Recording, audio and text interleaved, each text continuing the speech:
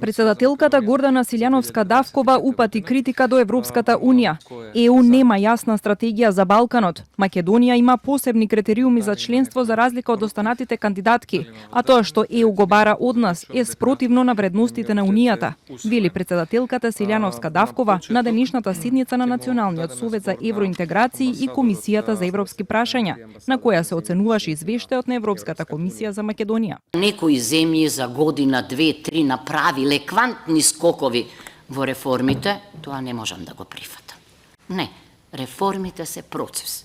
Ако ние кои влеговме во процес на стабилизација и асоциација, се уште не сме стигнале, значи, да бидеме реформирани, тогаш тоа зборува за нешто друго. Ниту рамковниот договор и измените по него, ниту договорот за пријателство и добрососедство со Бугарија и барањата. Еве сега е шансата, испратете го на Венецијанска комисија да видиме што ќе каже тоа. Председателот на Комисијата за европски прашања Антонио Милошевски изрази свое видување за иднината на македонските евроинтеграции.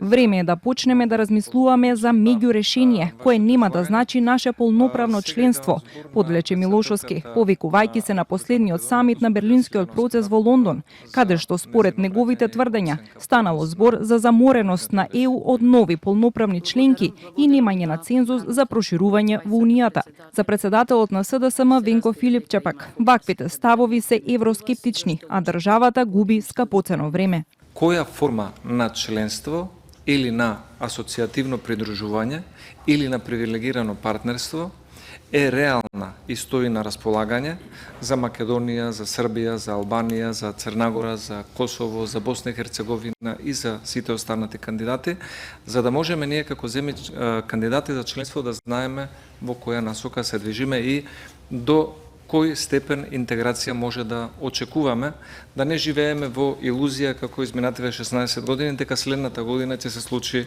моментот на проширување. Иако до минатата година имаше само еден услов за почеток на преговорите, а тоа е решавање на билатералниот спор со еден од соседите. После еден ваков извештај, не сум сигурен дека понатаму нема да имаме и други услови да се отпочнат преговорите. Нема напредок во клучните области. Имено и денеска да се случат уставните измени, ние утре нема да можеме да го отвориме првиот кластер за преговори, fundamentals, поради тоа што не сме спремни. Представниците на власта и опозицијата не можеа да се усогласат во тоа дали ова е најдобар или пак најлош извештај за Македонија од Европската комисија во последните години. За власта, средната оценка од 3,11 означува најдобар резултат, додека пак опозицијата на ставот дека уште еден ваков извештај наредната година и постои ризик државата повторно да се врати на ниво на скрининг што го комплетиравме пред 2 години.